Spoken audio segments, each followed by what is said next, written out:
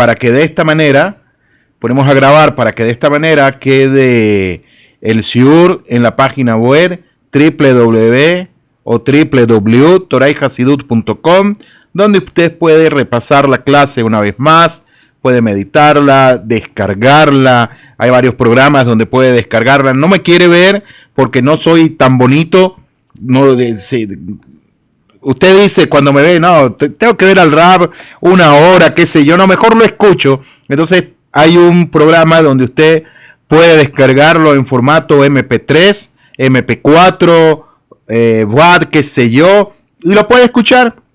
Puede ponerlo en un podcast también, puede colocarlo ahí, puede compartirlo también con amigos, con personas conocidas, en un grupo de estudio que usted tenga de las 7 leyes de Noah, o también personas que usted quiere que salga del concepto de la idolatría, llamémoslo así, y quieren que profundicen, también pueden hacerlo.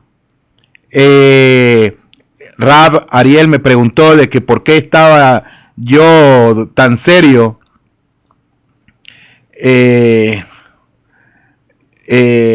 Un momento. Entonces estaba serio, era porque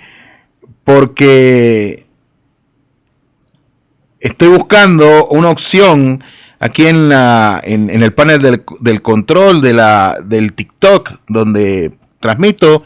Me dice que se puede hacer una encuesta, pero estoy tratando de hacerla y colocarla en la pantalla para que ustedes la vean y puedan votar, pero no me permite hacerlo. No sé cómo, tengo que investigar cómo se hace esto. Y la encuesta era de qué quieren ustedes estudiar, que estudiemos juntos.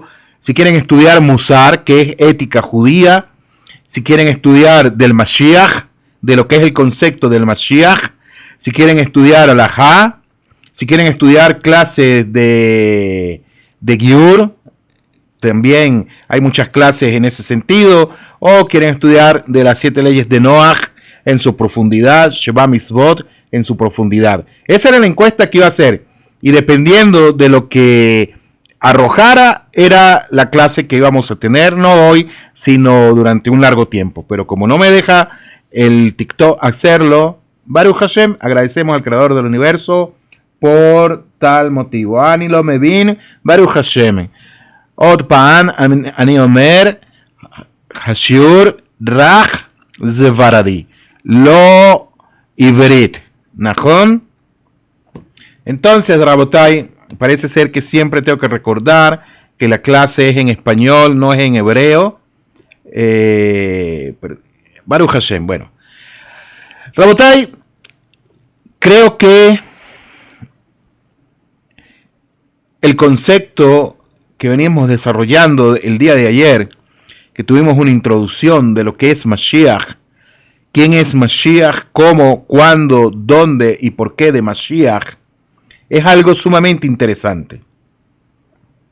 El Orjot Sadikim, por ahí están pidiendo. Bezrat Hashem, también podríamos estudiarlo, profundizar en él. Entonces, nosotros tenemos que apreciar, o caviajol, por decirlo de alguna manera, para que pueda apreciarse hasta qué punto forma Mashiach parte de nuestras vidas. Debemos analizar primero el concepto de Mashiach. Eso es lo primero que nosotros tenemos que hacer. Para que pueda apreciarse, una vez más lo repito, para que pueda apreciarse hasta qué punto forma Mashiach parte de nuestras vidas cotidianas, debemos analizar primero el concepto de Mashiach y por qué es necesario. Como les dije anteriormente en la clase de ayer, hoy en día los debates que hay son que si X personaje califica como Mashiach, que si no califica, etcétera, etcétera. Nosotros como judíos creemos inminentemente en el advenimiento del Mashiach Zikeinu, del Mashiach de justicia, del verdadero Mashiach.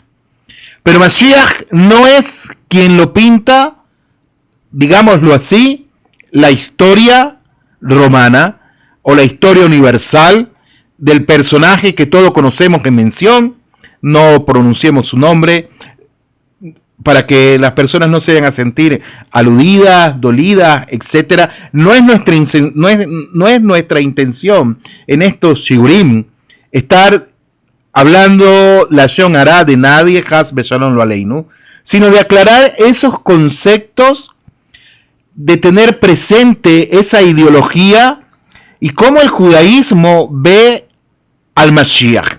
Pero para eso es necesario entonces que nos hagamos las siguientes preguntas, que una vez más las digo: ¿qué, quién, por qué, cuándo, dónde y cómo? ¿De quién? De Mashiach. Pero para esto entonces enseñan Jajamim que nosotros tenemos que tener claro el concepto de Mashiach. ¿Y por qué es necesario para nosotros hoy? Más aún, Rabotai de Amorai, debemos contrastar la vida tal cual fue. Es decir, con la vida tal como es hoy en día y cómo será en los días del Mashiach. ¿Cómo es la vida de hoy que nosotros estamos viviendo? ¿Y cómo es la vida o cómo será la vida en los días del Mashiach? En especial, tal como es vista por nuestros profetas, por nuestros Nevi'im, Begam, Jajamim. Es decir, y también nuestros sabios. No es como la otra religión ve a Mashiach.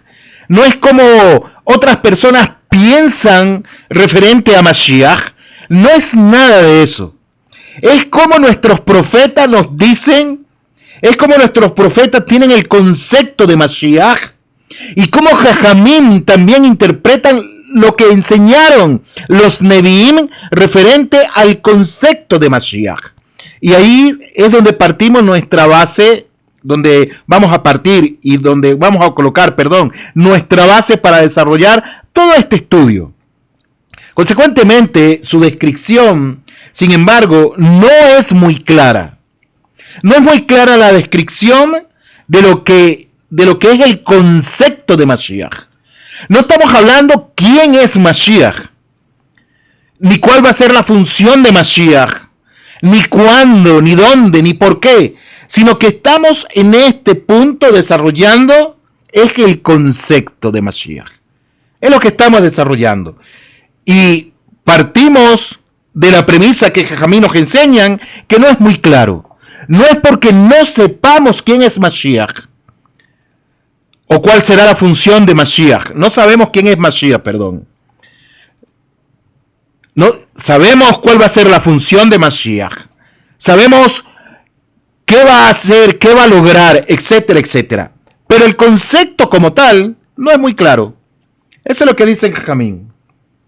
Entonces, Rabotai, pues parece este concepto incluir opiniones contradictorias. Y aquí comenzamos ya. Entonces, es algo que todavía pareciera ser abstracto en nosotros, pero también el concepto como tal de Mashiach es totalmente contradictorio. Lama, ¿por qué? Porque tiene opiniones que son totalmente contradictorias entre un jajam y otro jajam. Lama, ¿por qué? Vamos a verlo por qué. Vamos a estudiarlo despacio, leat, como se dice en hebreo, despacio, despacio. Vamos a comprender el por qué y vamos a desarrollar también bajo la Hasidut de Breslev este concepto. Shalom lekulam. La mamá makoe. Entonces, Rabotai, Beamorai, dice el Rambam, Rabbi Moshe ben Maimón, lo siguiente. Él escribe que las diferentes profecías deben ser aceptadas como alegoría. Las diferentes profecías del Mashiach no son acontecimientos, según el Rambam, que se van a dar tal cual como está escrito, o tal cual como lo vislumbraron Haneviim, nuestros profetas. No, no va a ser así. Son todas alegorías. No es algo per se que vaya a pasar de esa manera. Entonces sigue desarrollando el Rambam lo siguiente. Son Dice, escribe que las diferentes profecías deben de ser aceptadas como alegorías hasta el momento en que el mismo Mashiach haya llegado. Consecuentemente, veremos entonces cómo ellas, las profecías, se despliegan frente a nuestros ojos y comprenderemos con retroactividad lo que nos quiere decir. Eso es lo que nos dice el Rambam. Una vez más, el Rambam nos dice, Rabbi Moshe ben Maimón nos dice, las profecías que tuvieron nuestros Nevi'im no van a ser acontecimientos per se que se tienen que dar, sino que son totalmente alegorías. Es más, dice el Rambam, que cuando venga Mashiach, entonces Él nos va a decir realmente y nos va a hacer entender y realmente vamos a comprender con retroactividad lo que nos quiere decir. Eso dice él, en donde está escrito en el Yahazakat Hilchot Melachim 12.1. También está escrito, Rabbi Nachman mi Bresle escribe en Likutei Moharan 1.186 referente a este tema. De manera tal, Rabotai, que en vista de ello, nuestro estudio será presentado, nuestro estudio va a ser desarrollado como un mosaico, es decir, a medida que nosotros vayamos estudiando, vayamos avanzando, podremos ver entonces la transición desde el pasado hacia el futuro, a medida que el concepto mesiánico comience a perfilarse delante de nuestros ojos. Entonces la pregunta es, Hashelá, la pregunta, Rabotai Damorai, es, ¿cómo pretenden personas que no conocen el concepto de Mashiach hablar de un personaje que sea Mashiach? Si no conocen el concepto como tal, si no conocen las directrices que tuvieron los Nevi'im y las enseñanzas de nuestros Rabbanim, de nuestros Jajamim, de lo que es el concepto de Mashiach, y hay personas que quieren decir que cierto acontecimiento, cierto personaje, Bejole, es Mashiach, desconociendo un pasado que está en todo el anal de la historia judía. Shalom, Elisheva, a todos los que se unen, discúlpenme que no los he saludado, comencé muy emotivo el Shiur, Elisheva, ¿qué más tenemos aquí? Naria o Neria, no veo bien, está muy pequeñito, Noam, Gisela también, Ronnie, ¿qué más tenemos por aquí? Luis Martínez, Daniel Susana, que no entiende, mi querida secretaria que está un poquito enfermita, y pido que este shiur sea por su refuá shelema, también por la refuá shelema de mi querida madre, de mi esposa Malka Bat Sarah, de mi querida madre Miriam Bat María, y por todos los enfermos de Am Israel. Y si ustedes quieren una petición también por refuá shelema, por favor escríbalo. Tenemos también Estefanía, una fiel seguidora que nos acompaña, siempre nos está acompañando, Gisela. Ok, Rabotai, entonces, Hashem, tenemos que comprender algo. Hashem reveló a Abraham, escúchese bien lo que voy a decir. Hashem reveló a Abraham en el pacto entre las mitades, como se dice en hebreo, Brit Habetarim, que está escrito en el Sefer Bereshit, Perek 15, allí en ese capítulo, en ese Perek, allí Hashem le informó a Abraham respecto del exilio de sus descendientes en una tierra extranjera. Es decir, que Hashem le mostró a Abraham el exilio cuando ellos iban a descender, ¿a dónde? A Mizraim. Y nosotros nos preguntaríamos por qué fue decretado el exilio. Y dicen los Mefarshim que fue porque Abraham Avinu no creyó en Hashem. Espérate, Pero si Abraham es el prototipo de lo que es la emuná en todo su potencial, ¿cómo fue que no creyó en Hashem? Eso es para que ustedes vean que aún los tzadikim se equivocan también. Aún los gedolim también se equivocan. No son seres angelicales. Están batallando también en contra de sus pasiones. De manera tal que también Hashem le reveló al mismo tiempo los 4 exilios que deberían soportar su descendiente hasta su salvación final. No solamente le mostró el exilio de Mizraim, sino también los otros 4 exilios. No sé si usted me estoy haciendo entender cuántos exilios están escritos en la Torá. Que nosotros podamos verlo realmente. Pero si nosotros profundizamos mucho más, no hay 4 exilios, hay 5 exilios. Y este es otro tema. Creo que di un shiur, no lo grabamos, referente a esto, del exilio ismaelita, que es el último.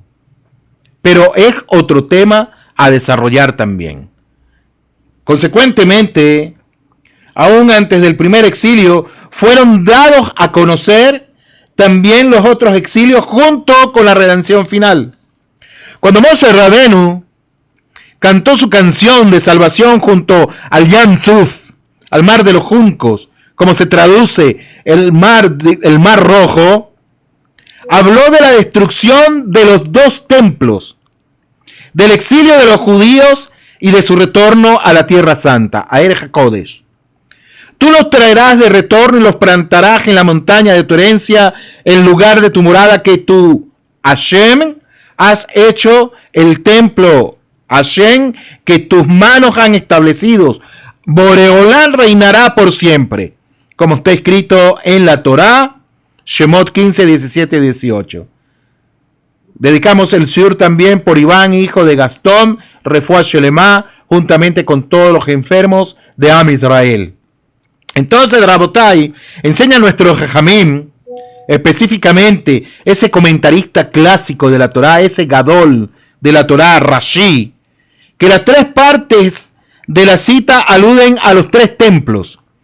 De manera que 2 han sido construidos y destruidos, pues ambos fueron levantados por el hombre, y el tercer templo será construido por las manos de Hashem, el cual permanecerá para siempre. Entonces, habiendo revelado su soberanía a todos, Hashem reinará para siempre. De manera que el presente exilio fue predicho acerca de 1400 años antes de que sucediera.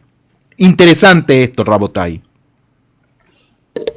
Más aún, antes de la destrucción del primer templo, muchos de los profetas, por ejemplo, Yeshayahu, Amós, Mijá, Bejule, ellos vislumbraron su destrucción, también vislumbraron su reconstrucción y el exilio romano que le seguiría. Y con resplandecientes detalles describieron al mismo tiempo el retorno de los exiliados de la diáspora hacia la Tierra Santa. Te voy a decir algo. ¿Tú sabes cómo se conoce esto? ¿En qué argot caviajón de la Yahadut se conoce, aun cuando muchas personas quieran negarlo? Se llama como el primer movimiento sionista que se dio en la historia del pueblo de Israel. ¿Cómo así que el primer movimiento sionista? Rabotai, Irmiyahu y Yehezkel, testigos de la destrucción del Beit Hamikdash y de la bárbara crueldad de Nabucodonosor durante la deportación de los judíos a Babilonia, profetizaron un magnífico final a la saga del exilio. Y eso se cumplió. Aprendí de mi querido Rab Mordejai Maravi, Hashem le dé refuah Shelemá también, que está un poco quebrantado, junto con los demás enfermos de Am Israel. Nos decía, en uno de los shiurim que tuvimos con él en el Beit Midrash, hace 3 años, él nos decía, esto marcó el primer movimiento de Sion, del sionismo religioso, aun cuando muchos hoy en día no quieran verlo. Otro tema también de hablar. Pero Rabotai, así entonces, Shalom, Ariel, entonces Rabotai, así hace miles de años nuestros profetas y nuestros jajamim revelaron ciertos patrones de la historia. Rever algunos pocos episodios de la historia judía nos permite entonces enfocar mejor aquello que se está desplegando delante de nuestros propios ojos y percibir qué es lo que nos espera en el futuro. Es decir, necesitamos conocer del pasado para saber a dónde vamos encaminados, para saber cuál es nuestro presente, para saber cuál va a ser nuestro futuro. Y si no sabemos nada del pasado, no sabemos nada de los exilios que se le fueron mostrados a Abraham Avinu, que le fueron mostrados a Isaac Avinu, a Jacob Avinu, que le fueron mostrados también a Moshe Rabenu, que le fueron mostrados a Yosef Hasadik Rabotai, entonces no sabemos hacia dónde nos estamos dirigiendo. Y hablar del Mashiach, de lo que es el concepto del Mashiach, estaríamos diciendo cualquier cantidad de cosas que no son correctas. De manera tal que es necesario que miremos el pasado. Nuestros Nevi'im previeron una devastadora destrucción de la Tierra Santa, juntamente con un aparente e interminable exilio de la nación judía. Todo Rabotai de Amorai a lo largo de la historia, tan pronto como los judíos se asentaban en un país, aparentemente aceptación, el horrible espectro del antisemitismo levantaba su cabeza. Es decir, que donde se asentaron nuestros ancestros pensando que iban a estar bien en X nación, realmente no había shalom en el lugar donde ellos estaban. Y esto no es algo que yo estoy inventando, es algo que nosotros podemos ver en la historia universal. España, por ejemplo, tuvo su época dorada, seguida por la cruel Inquisición. La Europa medieval encontró a Francia, Alemania e Inglaterra aceptando a los judíos, huyendo de la Inquisición para más tarde expulsarlos. Luego de muchos años de sangre, por ejemplo, las cruzadas, etcétera, etcétera, cuando se rescindían los decretos de expulsión, se permitía a los judíos asentarse, pero solo en guetos restringidos. De manera tal que también en Europa Oriental los judíos fueron en un principio bienvenidos por su saber mercantil, para luego caer víctima de ¿qué? De los libelos de sangre y las masacres que ocurrieron en aquellos tiempos. Por ejemplo, Helminsky. En los países mediterráneos y en los países árabes, los judíos pudieron encontrar anfitriones algo más tolerantes. Se les garantizaron, según la historia, varios derechos, pero siempre estuvieron sujetos a severas restricciones combinadas con interminables cargas impositivas. De manera tal, Rabotai, que la seguridad no fue nunca la norma de vida de la comunidad. Y más recientemente, aquellos judíos que habían llegado a ser miembros de la élite, por ejemplo, en Alemania y en Rusia socialista, fueron víctimas nada más y nada menos que de la Shoah y de la represión comunista. En Norteamérica continúa el aumento del antisemitismo, como seguirá, escúchese bien, Zimulet Bebakashá, como seguirá hasta la llegada del Mashiach. Vean ustedes hoy las noticias que están en la palestra. Vean las noticias de lo que está ocurriendo. Por ejemplo, en Norteamérica. ¿Qué está ocurriendo en Norteamérica, Rabotai? Shalom Omaira.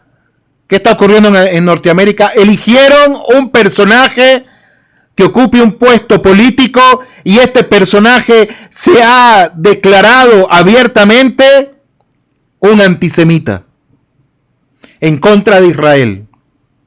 Podemos ver en Europa cómo un movimiento está surgiendo con mucha fuerza y vituperando al judío, para no mencionar nombres algunos, respetando la sensibilidad de las redes sociales y del TikTok.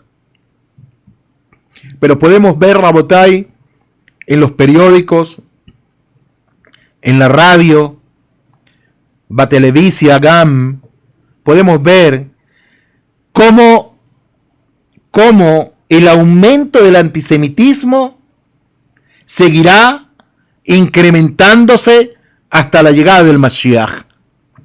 Como en Latinoamérica, aunque muchas personas lleguen a decir, en Latinoamérica es el patio trasero de América del Norte, en Latinoamérica son unos indiecitos, etcétera, etcétera. Rabotay, no es así como algunas personas llegan a pensar. También el antisemitismo en algunos países se está levantando con mucha fuerza. Ejemplo, Venezuela, Colombia, Cuba. No es casualidad. Todo esto que estamos diciendo lo vislumbraron nuestros profetas y lo enseñaron nuestros jajamim. Hoy hablaba con un compañero en la yeshiva y él me decía que en Cuba ahorita hay una epidemia muy fuerte. Una epidemia muy fuerte causada por un mosquito. Perdón que se me fue la voz. Todavía estoy adolescente, la estoy cambiando. Causada por un mosquito. Que sea, no sé si sea dengue, malaria, no sé si eso lo causa un mosquito.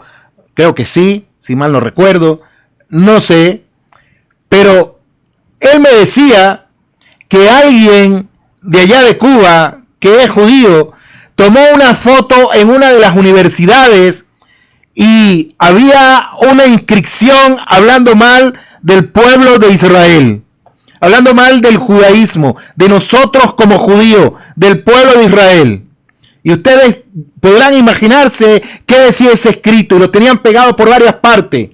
No en balde, Rabotay, toda Cuba hoy en día está sumida en una peste, en una enfermedad. Lo que pasó en Venezuela cuando aquel presidente Imach Shemó, que su nombre se ha borrado, cuando maldijo el Estado de Israel de la profundidad de su corazón, ¿qué ocurrió con él, Rabotay? Le vino una enfermedad, en hebreo se dice sartán, has beshalom lo aleino, desde las entrañas le vino esa enfermedad. Lama, y nos preguntamos por qué. Por maldecir al Estado de Israel. Y podemos ver, ya han pasado décadas, 2 décadas, de cómo está el país sumido en un caos social, económico, bejule. Y se lo hablo de primera mano porque soy venezolano y mi familia está allá. Baruch Hashem, nosotros pudimos hacer el y ya estamos aquí. Pero todo esto que estamos diciendo, todo esto de Rabotay, de Amoray, son aumentos del antisemitismo como seguirá hasta la llegada del Mashiach. Es decir, que no va a parar. Eso es en el pasado. Y miren cómo se conecta con el presente. Dice el profeta Yehezkel: y haré que sean ellos y sus alrededores una bendición. El árbol del campo dará su fruto y la tierra dará su producto. Así dice el profeta Yehezkel. Pero, Rabotay, las profecías también previeron el final de este exilio cuando venga Mashiach. La pregunta que una vez más tenemos que hacernos nosotros es: ¿en qué exilio estamos hoy en día, Rabotay? ¿Saben qué exilio estamos? En el exilio de Ismael, en el exilio ismaelita. Mashiach, entonces, juntará a los exiliados de todo el mundo y los judíos volverán en tropel. ¿Hacia dónde? Hacia Erech HaKadosh, hacia Erech HaKodesh, hacia su madre patria. Y enseña el Talmud, Maseje Ketubot 111b, que la tierra santa, Erech HaKodesh, es fiel a sus dueños. Es decir, ¿a quiénes? A los judíos. De manera que cuando ellos habitan ahí, es decir, que cuando nosotros tomamos posesión de la tierra de Israel, entonces la tierra de Israel da sus frutos. Pero cuando no estamos allí, ella es yerma. Hablar de las ruinas de la Tierra Santa, Yehezkel afirma que el retorno de los judíos traerá la resurrección de la tierra. Rabotai, vean las noticias. Hoy en día, ¿cómo está Israel? Está devastada en lo absoluto. ¿Qué hay en Israel? Una economía estable. Se sembraron bosques, árboles, crecieron bosques. Cosas que no se dan aquí en el Medio Oriente en cuanto a la vegetación. Aquí en Israel se dan. Hay pinos. ¿Y eso por qué? Por la Shefa Minas Shamayim, por la abundancia del cielo. Por las Brajot Minas Shamayim, por las bendiciones que descienden del cielo cuando nosotros estamos aquí. Y esto tiene que dejarnos a nosotros, llevarnos a nosotros a pensar. ¿Por qué? ¿Sabías tú que cuando estaba otro pueblo, para no mencionar a nadie, era piedras, espinas? Ellos no sembraban. ¿Por qué no sembraban? Porque la tierra no les producía absolutamente nada. ¿Sabían eso? Piedra tras piedras. No podían tener agua, no sacaban agua. No había absolutamente nada. Llegamos nosotros nuevamente a la Tierra Santa, a Erech HaKodesh. ¿Y qué hizo? Da sus frutos. Hace crecer pasturas para los animales. El profeta Yehezkel, en el capítulo 34 y 36, habla. Y nosotros mismos, hoy día somos testigos, Rabotai, de esta resurrección de la Tierra Santa. Desde finales del siglo XIX, época en la que comenzó en gran escala el retorno de los judíos, los productos de la tierra han crecido constantemente, siendo cada vez más grandes, más dulces y mejores. Rabotai, yo que he vivido en dos países antes de venirme para acá, en Venezuela, mi país natal, viví en Colombia y ahora estoy viviendo aquí, Rabotai, nunca vi unas granadas Rimonim.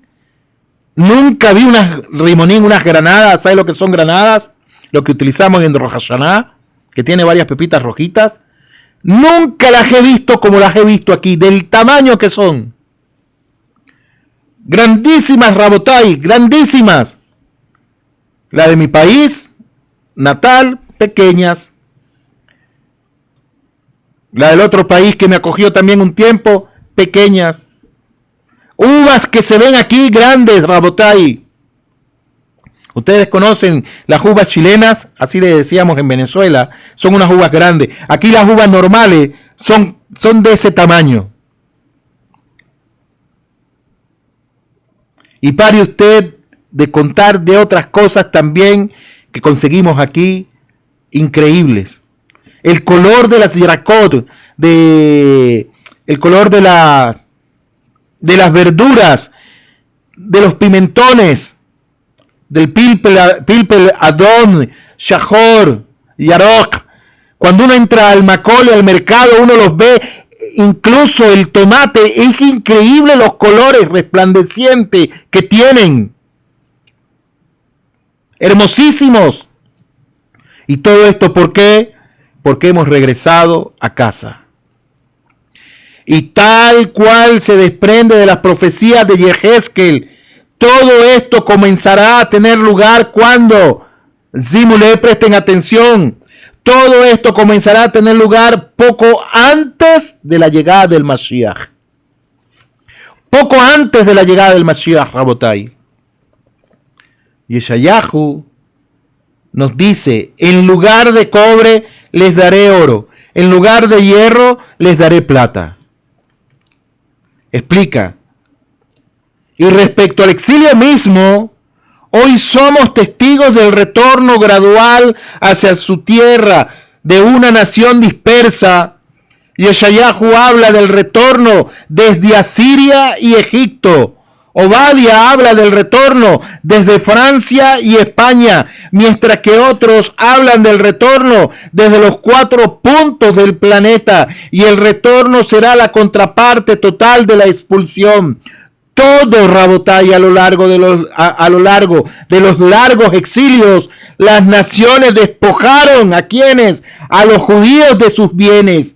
Un país tras otro, un reino tras otro, incesantemente cargaron de impuestos a los judíos, y más aún los gobernantes incitaban a los campesinos para que robasen y saqueasen más todavía los bienes de los judíos. Pero cuando llegue Mashiach, todo lo robado será devuelto con intereses.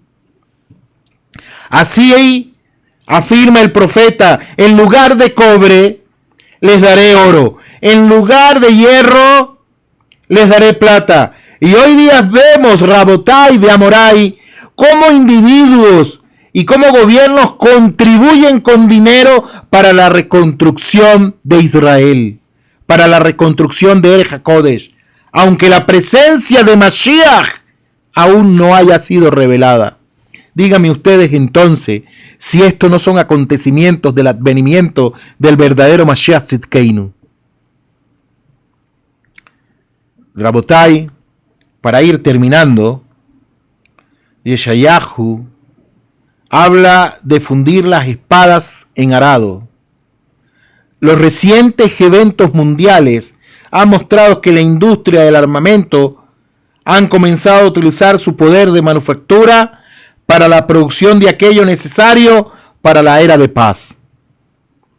De hecho, por primera vez en la historia, hay ejércitos dedicados a alimentar a los hambrientos, y lo cual podemos ver que los comienzos de los días mesiánicos ya están sobre nosotros. Ciertamente, esto se ve todavía como algo muy borroso, pero es algo que está ocurriendo delante de nuestros ojos, de que los ejércitos están cambiando sus armas por arado. Pero Israel se preocupa por enviar comida, con su ejército, enviar comida a otras partes. Y se ha demostrado en lo largo de la historia también.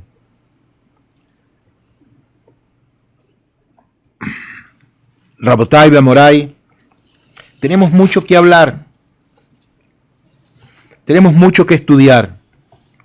Bezrat Hashem, mañana vamos a seguir estudiando referente a este mismo tema.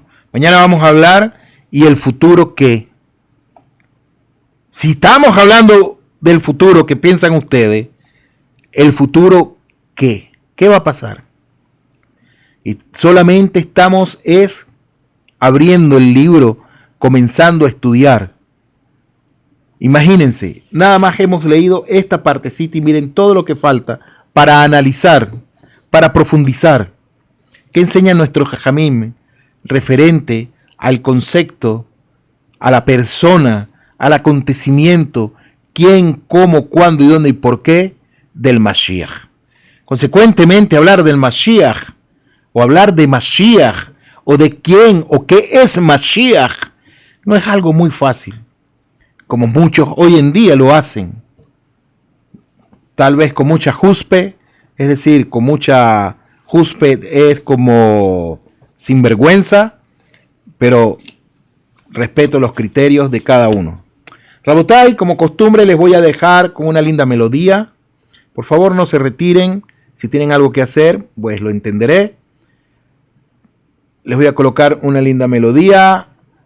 Un momento, por favor, ya la busco. Y posterior a eso tenemos nuestro shiur,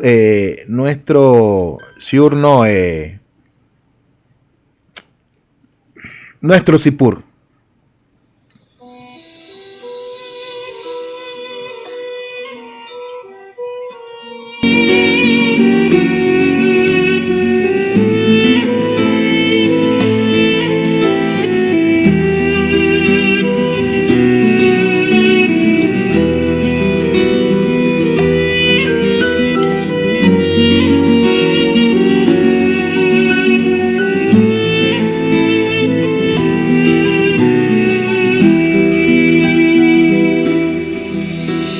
Avinu Malkeinu Asay Lemanecho Im Loi Lemanenu Avinu Malkeinu Asay Lemanecho V'Yoshienu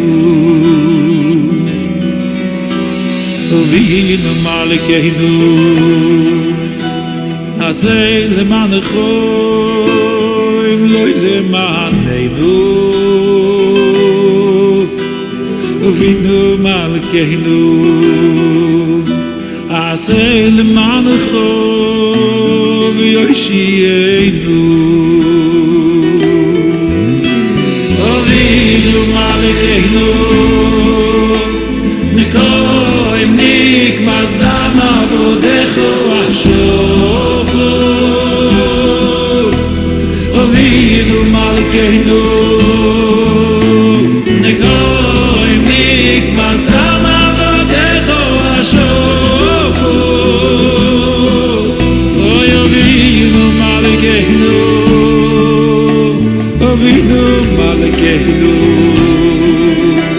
Asay Lemanecho V'Yoshienu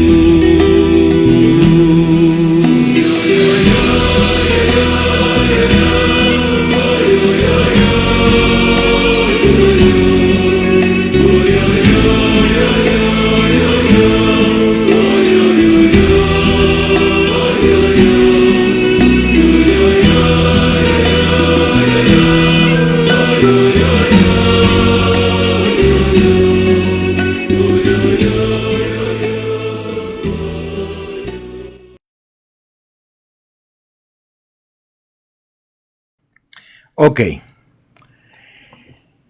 El sipur de hoy tiene por nombre Y así pasó en Helem. Cortico, presten mucha atención. Al final usted saca la conclusión.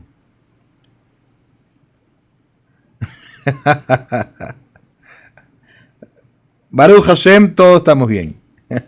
Entonces, había una ciudad llamada Helem, donde incluso los sabios eran absolutamente torpes y necios. Imagínense eso. Los sabios eran absolutamente torpes y necios. ¿Qué quedaría entonces para el que es torpe y necio? Imagínense. Cuenta la historia que una noche de invierno cayó una nevada tan limpia y suave que cuando los ancianos de la ciudad se levantaron temprano por la mañana, se sintieron sobrecogidos por la belleza prístina de aquel blanco paisaje. Pero entonces recordaron que el shamash, es decir, el asistente del rabino, solía ir de casa en casa golpeando las puertas y despertando a las personas para que asistieran al servicio matutino, es decir, para que rezaran shacharit con sus pies grandes y torpes. El shamash pisotearía y arruinaría toda la hermosa y encantadora nieve del camino. Eso no debería de suceder, pensaron los demás. Los sabios de Helem convocaron una sesión de emergencia y tras largas deliberaciones llegaron a una solución que se asemeja a casi igual a su eficiencia a una moderna burocracia gubernamental. ¿Qué hicieron? Para impedir que el shamash pisoteara la hermosa nieve con sus enormes pies, 4 hombres cargarían y llevarían al shamash de puerta en puerta. Ahí termina el sipur. Saquen ustedes la conclusión.